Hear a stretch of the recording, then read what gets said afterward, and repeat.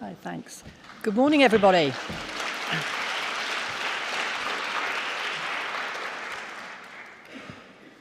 As is mentioned, I'm Susan Catcher. I'm from the Victoria and Albert Museum in London, and I'm a paper conservator talking about a textile object. But bear with me, there are some paper elements. So what is a Hwarot? A Hwarot is a Korean ceremonial robe originally worn by the ladies of the royal court. And however, by the late 19th century, social restrictions were lifted and the same style of dress would have been worn for weddings by various social classes. So let's have a look at this robe. Very heavily embellished, as you can see. The front on the right-hand side shows the classic colours and the structure. It has two front panels which mirror each other. And then if we have a look on the left-hand side, there is the very heavily embroidered back. As with traditional wedding dresses, including Western wedding dresses, the audience would have seen the back of the robe more so than the front. And so the sleeves would have been obviously like this, so that you would just see the back panels. But what we are interested in is the central back panel, which would have shown motifs of family and the conjugal harmony. And I do feel somehow there ought to be a cat involved in this, but unfortunately I've got birds, butterflies, and a peach tree. So the V&A panel. In the 1920s, the Victoria and Albert Museum acquired several Korean embroidered silk textile panels from a missionary, the Reverend Stanley T. Smith, who was based in Korea during 1912 to 1917. Each panel was surrounded by a silk brocade margin and paper backed, firstly to insulate against the Korean cold and also to support the dense embroidery. This panel, which you can see has a bottom row which represents the sea. You then have two cranes standing on rocks, a series of lotus flowers going up into peonies with the butterflies, and then at the very top, two birds to each corner and the potted peach tree. Dated between 1850 and 1900, which is the late Joseon dynasty. The Joseon dynasty went on for about 500 years between the dates of 1398 and 1910. The V&A Hwarot embroidery panel would have been located to the back section of the bridal robe, as we have seen in the previous slide. The Korean silk brocade margin depicts the 8 treasures of pearl, lozenge, stone chime, rhinoceros horn, coin, mirror, book, and leaf, all entwined with clouds. Traditional motifs of the peony and the lotus being seen here in the pink and the purple, symbolize the yin and yang, as well as being understood as the integral element of Korean Neo-Confucian culture. Animals in pairs depict conjugal harmony, specifically butterflies for long life, birds for fidelity, and cranes for mortality. So you can see the two cranes here standing on their rocks. The potted peach tree to the top of the panel is an emblem of marriage and a symbol of spring, generally recognized as an auspicious time for weddings. And as I said, it was all paper-backed because spring in Korea is jolly chilly. Before the 19th century, Hanja, or classical Chinese, was recognized as the language of the court and the elite, as opposed to Hangul, which was seen as the language of the lower classes, and especially of women who had no access to education, but of course were the embroiderers of this panel. The Chinese to each side states, "May the union of the two families be the source of 10,000 blessings." And I had to write that at the top because I couldn't remember it. Let's have a look at the materials that make up this panel. The red silk satin background, which was had a vertical warp, is badly faded to a pale orange, and the panel was not flat. So on this slide, in actual fact, the linings have been taken off, so it's actually much flatter than it would have been. It had been planar deformed by the previous repairs, which included adhered textile infills and surface stitching using various thickness of stranded lilac silk thread. Missing areas and abrasion to the silk satin had resulted in an unstable structure which was now inadequate to support the dense embroidery. And as you can see, this is the top part where the potted peach is. And interestingly, the peach tree has every season depicted, from flowers to fruits, and you've also got the buds as well. But a potted peach tree, we will meet again.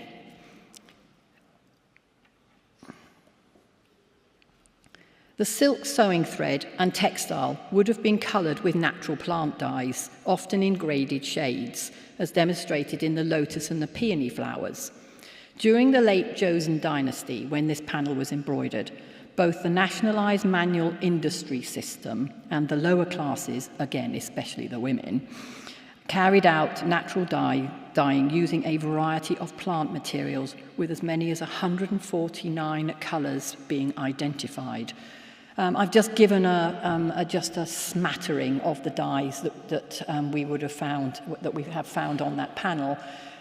You have the safflower and sappanwood, which basically form a very similar coloured dye. And because this was done during lockdown, all the labs would have been closed. And so when I talk about the red colour, it's going to be within those two colour ranges, although sappanwood is often used more commonly in Korea than safflower, which is more of a Japanese. You then have mugwort, which is medicinal and would have produced a green colour. Purple Cromwell, my favourite, produces a very vibrant purple, which was often over-dyed to sappanwood, which would give sort of like a reddish hue to the purple. Gardenia seeds, the bright yellow that we saw on the traditional Hwarot, and then amel cork tree, again a duller yellow. Obviously, with mordanting, which is the addition of a metal salt, the colours often changed, and the pH of the water would also have changed the colours that they were able to obtain. Of course, we now get to the paper element, and you're all breathing a sigh of relief. Okay, Korean paper is historically made by hand, although many of the steps are similar to that of making Japanese paper. Different materials and the adaptation of equipment creates a unique product.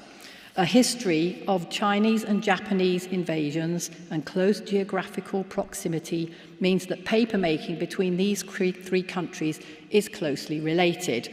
So you do have different types of mulberry tree. The Korean mulberry tree has a much longer fibre, skinnier tree, and also the hibiscus that's used. I think the Koreans say that the Japanese hibiscus plant, the leaf that is shaped like a chicken's foot, and yet the Korean hibiscus plant, the leaf is shaped like a dog's paw. So there are slight differences.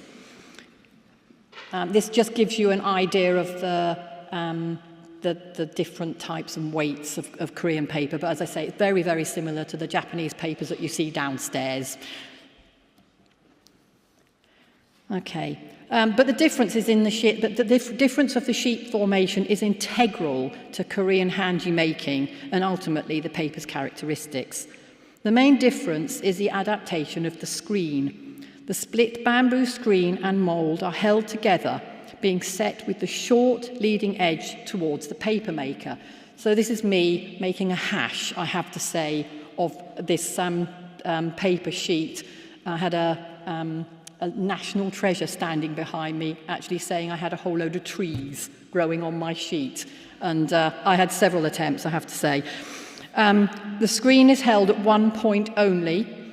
You can see the top line there, which gives a much greater movement during the initial scooping up of the dak juk, which is basically the paper fibres and the hibiscus together. An initial single movement creates the ground. So what you're doing is you're pulling it towards you and you're allowing the water to run off the end. So that's number one, followed by a second and third sweep from the side. So then you're then sweeping from one side to the other. Altogether, 8 sweeps build up a paper sheet that has no dominant fibre direction. To compensate for the uneven fibre density to the foredge, so the edge nearest me, because obviously your first scoop, the water's running off, but you end up with more fibres to the front. A second paper is couched, and the two of them are placed with the thinner edge directly in contact with the first sheet's thicker edge. The sheets are stacked and pressed to make a double couched sheet. Many of the motifs are outlined with couched down gold threads. It was found that the 2 thicknesses of gold thread were used, and both were composed of an undyed silk core wrapped with gold-pleated hanji primed with a red lead paint. So you can see the 2 thicknesses here. The thinner one to the right-hand side of the image was used to delineate petals and the inner structure of leaves, whereas the thicker thread was actually used to go around the outside of things. And then to the far right is a tiny piece of the hanji paper that had fallen off, and we couldn't find out where to place it, but it makes quite a good photograph here. So the techniques. Many of the embroidery techniques have equivalents in the West, but what I'm interested here is to show you the vibrant colour that the panel would have been when it was initially made. So we have the very, very bright red of, well, safflower red or sappanwood. And then and all these, you must remember, are naturally dyed colours. So I think they're pretty amazing, to be honest. The embroidery is sewn with a fine twisted silk thread using jaritsu and jiayonsu stitching, sewing techniques that are actually unique to Korea. The jiayonsu technique of long and short stitches is suitable for depicting petals and leaves, whereas the jaritsu technique expresses the shape of the matting mat and is used to fill large areas, in this case, the sea. So let's get to the nitty-gritty. Okay, historic repairs. So Hwarots, being very costly to make, were often repaired and reused from generation to generation. Bridal robes could be shared among unmarried women within a community, being mended where is necessary. The light purple stitching, repairing small tears, would have been viewed as part of the evolution of the robe and documented the women's work, with bold stitching being seen as embellishing rather than detracting from the design. Okay, the exciting bit. Lining removal. We all know, paper conservators alike, that lining removal can go well or it can go badly. Okay, so when we tested the dyes, it was found, as we probably all know, sappanwood safflower tends to bleed with water, as does purple Cromwell. So and obviously, when we tested them, that's exactly what they did. So we had to use degrees of humidification. So a light humidification allowed the first and the second paper layers to be peeled off easily. It's just like, whoop, and off it comes. Excellent. However, we get to the last lining, but is it the last lining? This was relined as an export piece. So consequently, the blue margin that you can just see here on the left-hand side, but also more clearly on the top right, was an addition. The panel had been mounted by like a scroll, and you can see that the paper strip in between the blue and the actual object is very, very usual in scroll mounting. And so when the so-called first lining, last layer was taken off, it was discovered that there were a whole load of problems. Here are the problems.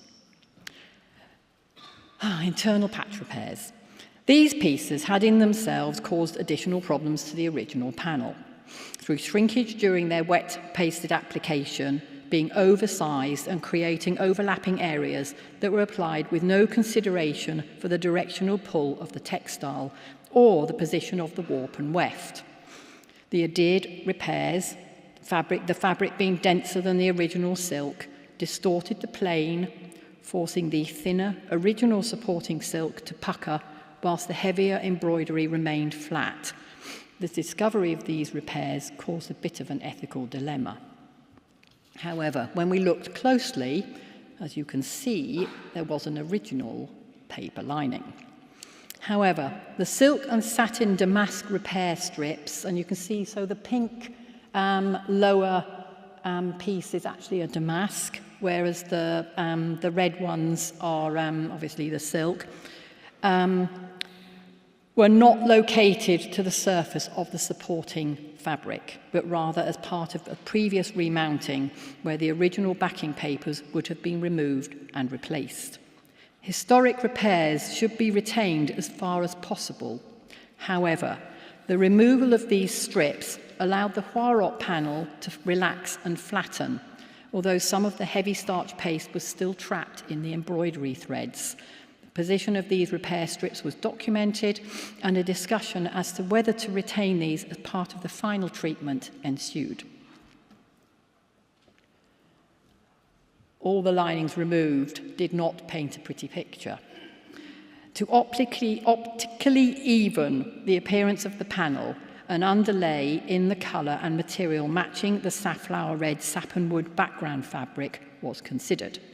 Reusing the red silk repair patches that had been removed in the earlier step of conservation treatment did not actually seem ethical. It was clear from the existence of the original paper lining that they were not applied when the panel was a garment, but probably later when removed from the original Hwarot and prepared to be sold as an export piece. Various materials were considered, but it was decided to carry out a paper lining to keep as close as possible to the original layered structure, using a fabric or net as an interim support, as we saw in the paper curtains, was actually, we decided would not add stability to the whole, although optically enhancing would introduce another layer as well as an additional adhesive. The paper sheet was made of 100% DAC, mulberry, and was cooked with a natural plant ash from the pepper plant. And then that was rinsed in running water under sunlight. It was actually cooked by it was actually made by the national treasure that you saw that I was being taught by. It was then mixed with the hibiscus, couched and dried on a steel hot plate rather than in sunlight. The paper, a double couched sheet, weighed approximately 18 grams for the first lining and 25 grams for the two backings. The first lining was table dyed with a combination of yasha and a second dyeing of sapanwood with a binder of deerskin glue at 2%. The paper sheet was rinsed, air dried, and applied with freshly made wheat starch paste. You can see the linings here. The darker one is the first lining, and we did a slightly lighter one for the first backing, and then the second backing used a naturally undyed sheet. Before and after. So here's our peach tree.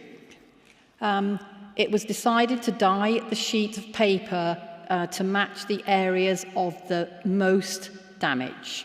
So as you can see, the paper blends with the textile, although for some reason I've got two different coloured pictures, but they are definitely the same thing.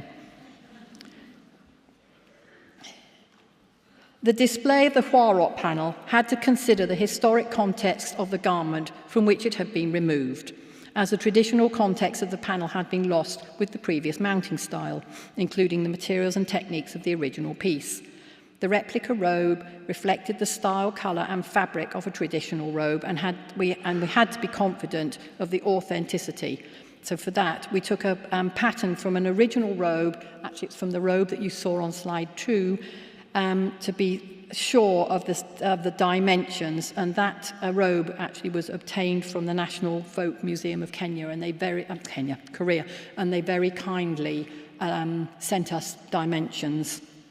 A heavy silk satin was dyed with lancet dyes to the faded orange colour, as opposed to the original red, because it was felt that the Hwarot panel would contrast too much. A blue lining was added to reflect the yin and yang symbolism of a traditional Hwarot robe. The historically correct drafting of the pattern has enabled the accurate display of this panel and others in the collection as and when they are worked on.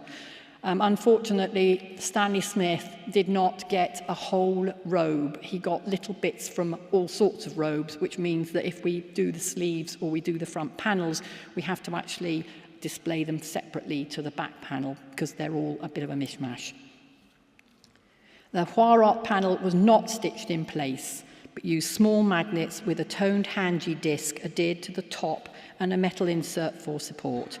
It can now be seen in the Korean galleries at the V&A in London. This was a collaborative piece, and I have to thank the many, many colleagues who during 2020 were able to support this project through lockdowns, furloughs, and a complete reorganisation. Thank you very much.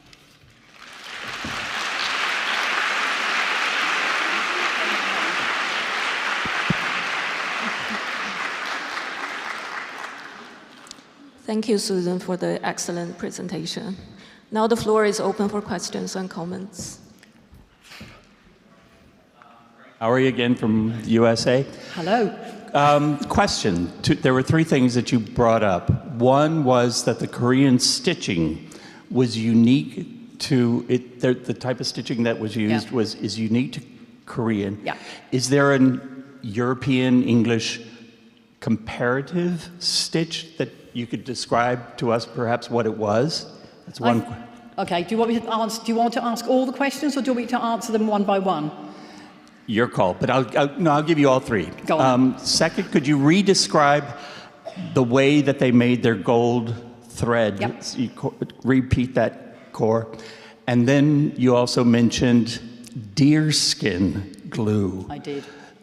Is that a unique Korean gelatin type? No, Nikawa, deerskin glue from Japan. I'll go backwards.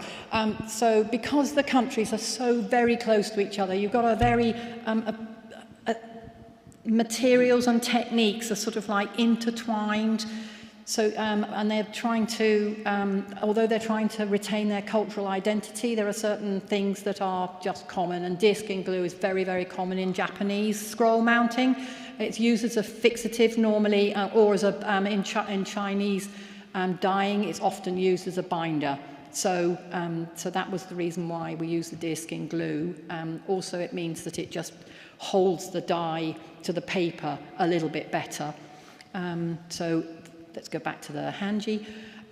So the paper couching thread has a core of silk, and then the paper itself is cut into very, well, obviously, when they first make it, they actually prime the paper with a red lead and then put gold leaf over the top of the paper, cut it into strips and wind it round the couching thread.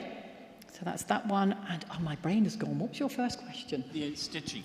Sorry? The stitching, the Korean stitching. Oh, the Korean stitching, yes.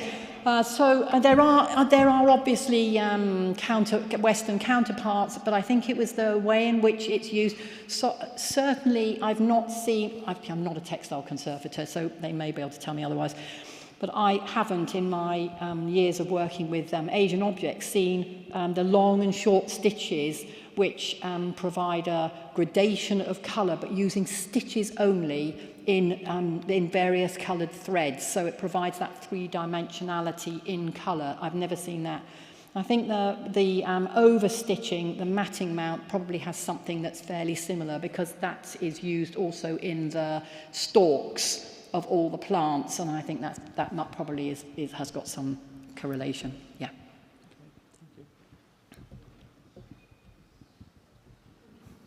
There are more questions? Hello, Hello. Mian Schultka from Ludwig Forum Aachen. Thank you very much for the talk. It was very interesting. I just have a question. Why did you use yasha for dyeing the paper for the backing? Oh, I'm a bit of a traditionalist. I always use yasha often as my base. It provides that sort of warm brown colour. I don't have to mordant it. It's actually, when I come to wash out the paper, I don't lose most of the dye. It's just provides that sort of warm undertone brown for me to be able to build the colours up. So yeah, I'm sorry, yasha is sort of my first go-to dye. I use it all the time. Do you prepare it yourself? I do, yeah. I love the smell of it, when I'm cooking. Also, we have older trees in England. You probably have them here too, but they have itty bitty little cones, and so you can use them. You can just go around and pick them up, and they provide the same dye. But I cheat because the Japanese ones are big and fat. So yeah. I see. Thank you very much. That's all right.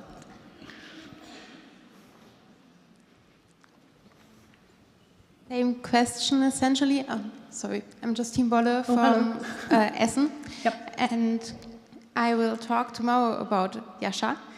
And the aging properties are, so it's acidic, it's okay with It is. silk, I think. Yep. But it will brown very significantly with aging. It does. So is this a problem with your aligning in this case, or?